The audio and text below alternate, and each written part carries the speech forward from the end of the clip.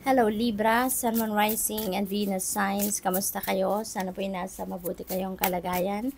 Welcome back po sa Star Tarot. Kung bago kayo dito, welcome din kayo. Thank you sa inyong support. I truly appreciate it. God bless you all. Libra, pauna mensahe ninyo the Fool. Napakaganda kasi sa Fool energy is a new beginning energy. So, kapag tayo nagsisimula ng kahit anuman, 'di ba? That is very exciting, no?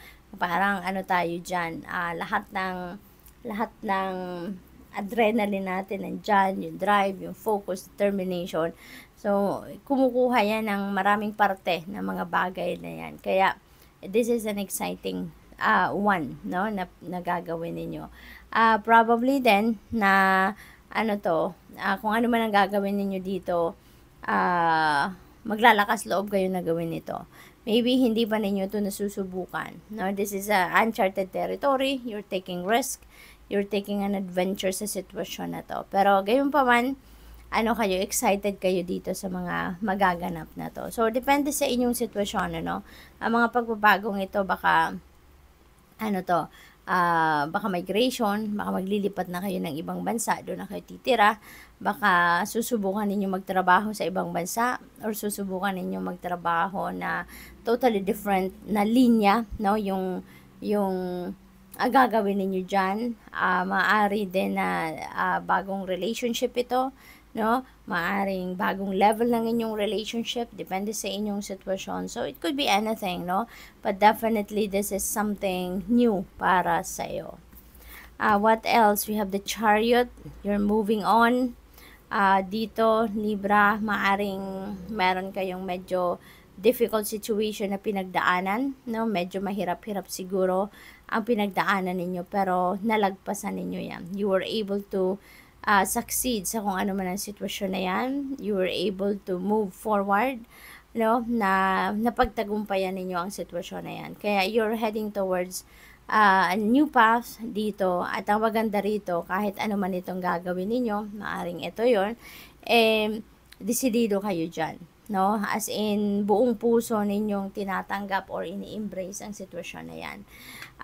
Maaari din na may related yan sa trabaho ninyo. Maaring related din yan sa travel industry, maaring may ganon, or baka ang iba talaga sa inyo dito magta-travel, no? Maaring ganon. Maari din ang iba sa inyo bibili siguro ng sasakyan, nagsho-shopping na ng sasakyan, namimili na siguro kayo, maaring ganon. But definitely, you're heading towards progress, no? At mas confident na kasi kayo sa ngayon, mas kampante kayo sa gagawin ninyo sa ngayon. You are trusting yourself dito. Malakas ang inyong loob sa ngayon kasi nga nanggaling kayo sa tagumpay. Kaya kung ano man ang pupuntahan ninyo, saan man kayo patungo, very confident kayo dyan. So, we have Page of Swords. Ayan. So, dito naman sa Page of Swords, you're curious about something. Maaring meron kayo ditong nire-research, pinag-aaralan, maaring meron kayo ditong skills development, no, na ginagawa, trainings, workshops, maaring may mga ganon.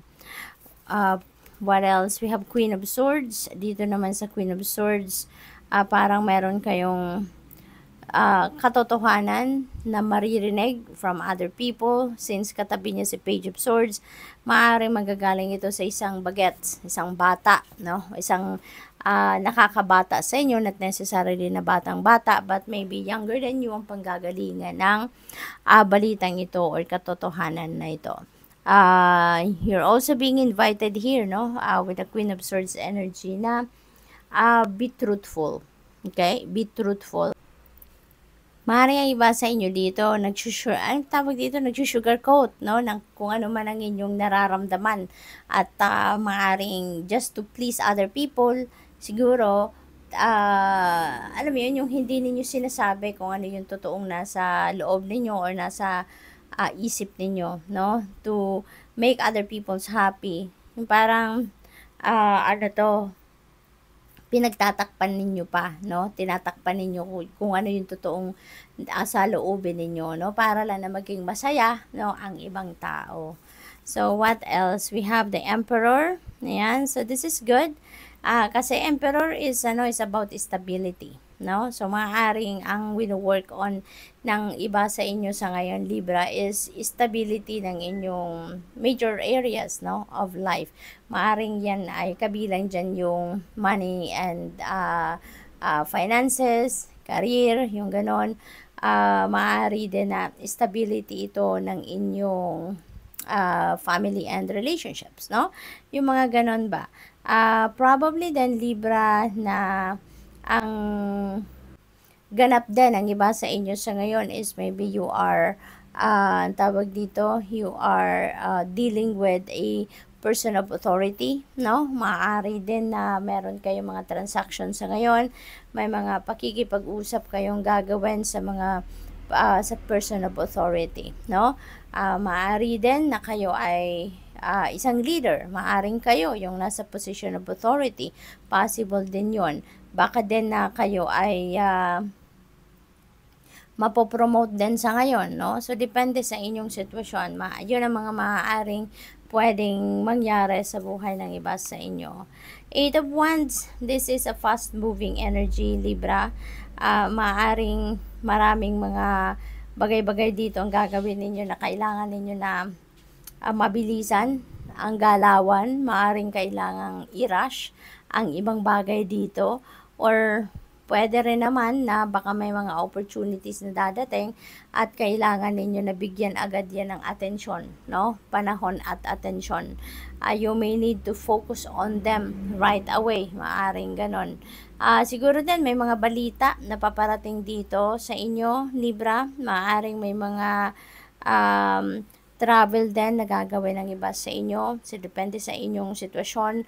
It could be for various reasons, no? Baka kailangan ninyo mag-travel dito dahil mamamasyal, or baka may job opportunity somewhere, no, na kailangan pa ninyo mag-travel. Baka merong magmamigrate dito sa inyo sa ibang bansa. So, possible na ganun ang sitwasyon. Alright? So, what else? For Libra, we have the Lover's energy. Ayan. So, Lover's energy is very good energy in terms of relationships, no? Love life, ganon.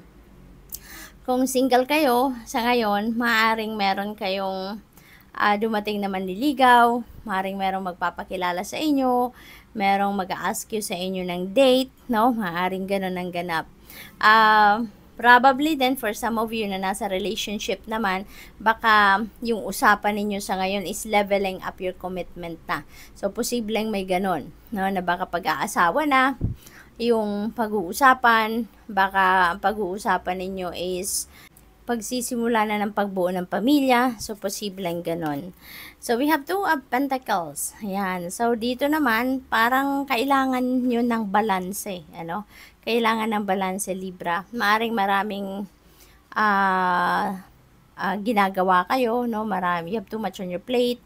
Marami kayong ina-attendang mga bagay-bagay, ba't ibang klaseng mga bagay-bagay. Kaya siguro kailangan ninyo dito na mag-focus, no? Ibalik muna yung focus sa sarili ninyo. Ibalik muna yung focus sa focus inward, kumbaga, no? Para mag-ground muna ninyo ang inyong sarili. Magkaroon kayo muna ng pagninilay-nilay, no? And figure out kung ano yung mga bagay na dapat pinaprioritize muna at ano yung mga bagay na dapat isasantabi muna, no? Kasi siguro fragmented, no, ang isip ninyo. Maybe you're all over the place, kaya medyo na off balance siguro kayo pagdating sa mga prioritizing ng inyong mga ginagawa, no? So, balance is needed dito sa inyo sa ngayon. So, good luck. Thank you for watching. Love and light. Namaste.